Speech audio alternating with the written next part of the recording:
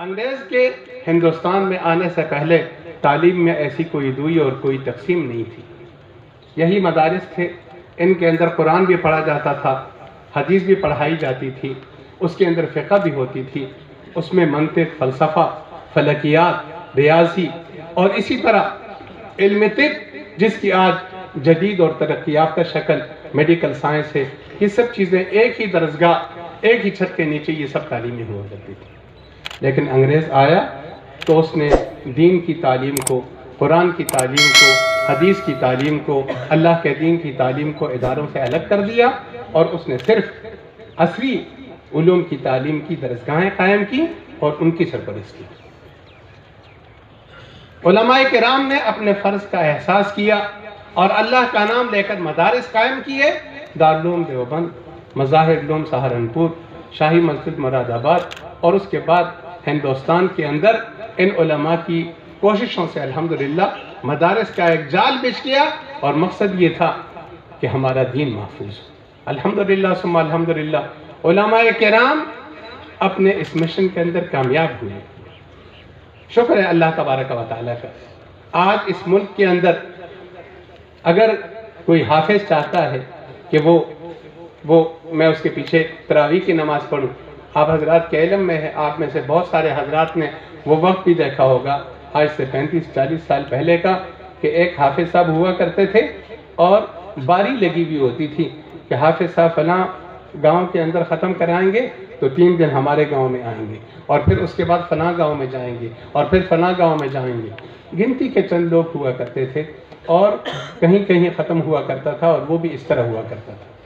آج الحمدللہ ثم الحمدللہ حفاظ کرام اتنے زیادہ ہیں کہ ان کو سنانے کی جگہ نہیں مل رہی. مسجد کے اندر الگ ختم ہو رہا ہے اور گیلری میں الگ ہو رہا ہے، باہر صحن کے اندر الگ ہو رہا ہے، لوگوں کے حجروں میں الگ اور لوگوں کے گھروں کے اندر الگ. الحمدللہ یہ قرآن کی سزائیں جو بلند ہوئی ہیں یہ ان مدارس کی جد و جہد اور علماء کی جد و جہد کی برکت ہے. اور اسی طرح دین کے معاملے میں الحمدللہ کوئی کمی آپ محسوس نہیں کریں گے. میں تفصیل میں نہیں جانا چاہتا، یہ ساری باتیں آپ حضرات کے علم میں ہیں. لیکن بہرحال جب ہمارا ملک بنا، امید اس بات کی تھی کہ وہ جو تقسیم ہوئی تھی تعلیم کی، تو دوبارہ دونوں تعلیمیں یکجاں ہوں گی ہمارے اس ملک کے اندر، اور اسی طرح کی تعلیم ہوتی رہے گی کہ جس میں دین بھی ملتا رہے گا اس ملک کے بچوں کو، اور ان کو دنیاوی اور عصری تعلیم بھی ملتی رہے گی. لیکن آپ حضرات اچھی طرح جانتے ہیں کہ ہمارے حکمرانوں نے اس طرف کوئی توجہ نہیں دی، اور جب انہوں نے کوئی توجہ نہیں دی تو علماء کرام نے پھر کمر ہمت باندھی اور مدارس اس ملک کے اندر قائم کیے، اور آج الحمدللہ مدارس کا ایک جال بچھا ہوا ہے. ہم سے یہ مطالبہ کیا جاتا تھا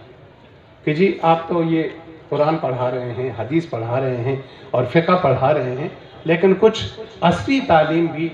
آپ کو اپنے مدارس کے اندر دینی چاہیے. ان کے مطالبے پر نہیں، لیکن اب اپنے بچوں کی ضرورت سمجھ کر، اس لیے کہ اسلام ایک آفاقی دین ہے، اور یہ جو بچے تیار ہوئے ہیں آج ان علماء کے سروں پر دستار باندھی گئی ہے اور ان کو معاشرے کے حوالے کیا جا رہا ہے،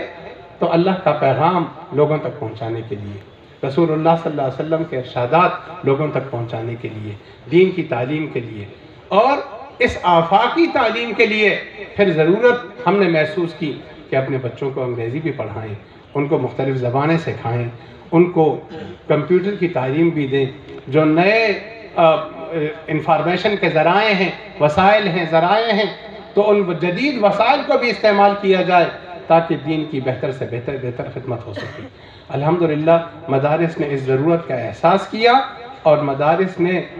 مدرسوں کے ساتھ ساتھ اسکول بھی قائم کیے، اور اسکول بھی ایسے قائم کیے الحمدللہ کہ وہ معیاری اسکول. آپ کے اس جامعے کے اندر بھی اسکول ہے، اور آپ کے علم میں ہے کہ پشاور بورڈ میں ہمارے طلبہ پوزیشنیں لیتے ہیں الحمدللہ. اس طرح کا معیاری اسکول، یہاں آرٹس بھی ہے، یہاں سائنس بھی ہے.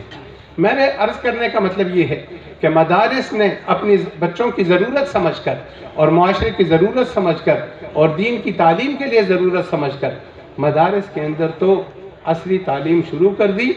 اور آپ کا یہ جامعہ جس میں آپ تشریف فرما ہیں، جس کے آپ معاونین ہیں، جن کے آپ دست و بازو ہیں، الحمدللہ آج اگر اس مدرسے کے اندر قرآن حکیم حفظ ہو رہا ہے، آج اگر دورہ حدیث سے یہ طلبہ فارغ ہو رہے ہیں، آج اگر تجوید سے طلبہ فارغ ہو رہے ہیں اور عالمات اور فاضلات فارغ ہو رہی ہیں، تو اس کے ساتھ ساتھ اس مدرسے کے اندر ہمارے ان بچوں کو بی ایس تک کی تعلیم دی جا رہی ہے۔ اس مدرسے کے اندر رہ کر، مدرسے کی چاردیواری کے اندر رہ کر طلبہ اس وقت اسلامک اسٹڈیز کے اندر بی ایس کر رہے ہیں۔ اس وقت طلبہ یہاں شعبہ انگریزی کا بھی کھل گیا ہے، ہمارے طلبہ انگریزی میں بی ایس کر رہے ہیں، اور ہمارا ارادہ انشاءاللہ مزید شعبے کھولنے کا بھی ہے۔ میرے عرض کرنے کا مطلب یہ ہے کہ ان مدارس نے تو یہ بھی کر دیا کہ الحمدللہ ان مدارس نے تعلیم کی اس دوئی کو ختم کر دیا۔ ایک چھت کے اندر یہ طلبہ بخاری بھی پڑھ رہے ہیں اور یہ انگریزی بھی سیکھ رہے ہیں اور زبانیں بھی اور کمپیوٹر سائنس کی تعلیم بھی حاصل کر رہے ہیں۔ لیکن اب کیا ہمارا یہ مطالبے کا حق نہیں بنتا کہ سرکار بھی کچھ غور کرے، ہمارے حکمران بھی کچھ غور کریں، پرائمری کی سطح پر قرآن کریم کا کچھ حصہ نصاب میں داخل کر دیں؟ پرائمری سے کوئی طالب علم 5ویں سے نکلے تو کم از کم قرآن کریم کا آخری پارہ اس کو یاد ہو، اس کو نماز کے مسائل معلوم ہو، وہ اب نماز ٹھیک سے پڑھ سکے، اس کو دین کی کچھ آداب کی بھی تعلیم ہو، اور اگر وہ آگے بڑھتا ہے تو مزید وہ قرآن کا کچھ حصہ یاد کرے، یا ان اسکولوں کے اندر اختیار دے دیا جائے میٹرک کے بعد کہ کچھ طلبہ اگر دینی تعلیم حاصل کرنا چاہتے ہیں تو ان کے لیے یہ درس نظامی کا شعبہ ہے، جو میڈیکل سائنس پڑھنا چاہتے ہیں ان کے لیے یہ شعبہ ہے، جو کمپیوٹر پڑھنا چاہتے ہیں ان کے لیے یہ شعبہ ہے۔ اب ہمیں یہ مطالبہ کرنے کا حق حاصل ہے، اور ہم یہ مطالبہ کرتے ہیں کہ اب حکومت اپنے ان فرائض کا بھی احساس کرے، اس لیے کہ یہ مسلمان ملک ہے، پاکستان ہے، اور پاکستان کا مطلب کیا؟ لا الہ الا اللہ، اسلام کی اساس پر بننے والے اس ملک کے اندر تعلیمی اداروں سے آپ نے قرآن کو نکال دیا ہے، آپ نے حدیث کو نکال دیا ہے، آپ نے دین کو نکال دیا ہے۔ ہونا تو یہ چاہیے کہ ہمارے یہ بچے ڈاکٹر بنے تو بہترین مسلمان بھی ہوں اور اپنے دین کی ضروریات سے آگاہ ہوں، وہ انجینئر بنے تو وہ بہترین انجینئر بھی ہوں لیکن وہ دین کی ضروریات سے آگاہ ہوں، لیکن ایسا نہیں ہوتا، ایسا بالکل نہیں ہوتا۔ مجھے مولانا حسن جان صاحب شہید رحمۃ اللہ تعالی علیہ کا وہ واقعہ جو انہوں نے سنایا وہ یاد آ رہا ہے۔ وہ فرماتے ہیں کہ مدینہ منورہ میں مسجد نبوی میں بیٹھا ہوا تھا تو چارسدہ ہی کے ایک وکیل، وہ خود بھی چارسدہ کے تھے، چارسدہ ہی کے ایک وکیل وہ حضرت شیخ سے آ کر پوچھتے ہیں کہ حضرت آپ بتلائیں یہ جو رسول اللہ صلی اللہ علیہ وسلم کا روضہ اقدس ہے مسجد نبوی کے اندر اور جس کی ہم زیارت کرتے ہیں، یہ رسول اللہ صلی اللہ علیہ وسلم اکبر بادشاہ کے زمانے میں گزرے ہیں؟ تو حضرت شیخ فرماتے ہیں کہ مجھے تعجب ہوا کہ بھی آپ کیسی بات کر رہے ہیں، اکبر بادشاہ کہاں ہے اور رسول اللہ صلی اللہ علیہ وسلم کا زمانہ کہاں ہے؟ تو اس نے یہ بات عرض کی کہ حضرت واقعی مجھے معلوم نہیں، میں کوئی مذاق نہیں کر رہا اور کوئی ایسا یعنی بھونڈا سوال نہیں کر رہا، مجھے نہیں معلوم۔ وہ بیرسٹر تھا، بہت اعلیٰ درجے کا وکیل تھا، لیکن اس کو یہ نہیں معلوم تھا کہ رسول اللہ صلی اللہ علیہ وسلم پیدا کہاں ہوئے، رسول اللہ صلی اللہ علیہ وسلم آج سے کتنا زمانہ پہلے گزرے ہیں، اور رسول اللہ صلی اللہ علیہ وسلم کا زمانہ اس زمانے میں کیا تھا، اس کو بالکل معلوم نہیں تھا۔ کچھ شدھ بدھ اگر ان مسلمانوں کے اندر جو ان عصری تعلیمی اداروں کے اندر اگر پڑھ رہے ہیں کچھ دینی شدھ بدھ ہے تو وہ یا تو گھر کی دینی تعلیم ہے، یا قاری صاحب کی تعلیم ہے، مولانا صاحب کی تعلیم ہے، تبلیغی جماعت کے امیر صاحب کی تعلیم ہے، ان کی برکت سے ہے۔ لیکن حکومت کی ذمہ داری بنتی ہے کہ وہ اس عصری تعلیمی اداروں کے اندر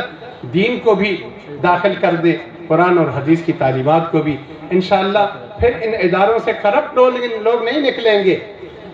ملک کو لوٹنے والے لوگ، ملک کو نقصان پہنچانے والے لوگ، ملک کے غدار لوگ، وہ لوگ پیدا نہیں ہوں گے۔ ان کو اگر دین حاصل ہوگا تو ان کو اپنی ذمہ داریوں کے بھی احساس ہوگا، ہمارے ملک کی تقدیر بھی بدلے گی انشاءاللہ، اس کے حالات بھی بدلیں گے۔ اس لیے میری درخواست یہ ہے کہ آپ بھی ہماری آواز کے ساتھ آواز ملائیں اور آپ بھی یہ مطالبہ کریں کہ ہمارے بچوں کو اسکولوں کے اندر کچھ نہ کچھ دین کی تعلیم بھی دی جائے۔ یہ دو باتیں میں نے آپ کے سامنے عرض کرنی تھیں اور میں مزید آپ کا وقت نہیں لینا چاہتا۔ وآخر دعوانا ان الحمدللہ رب العالمین۔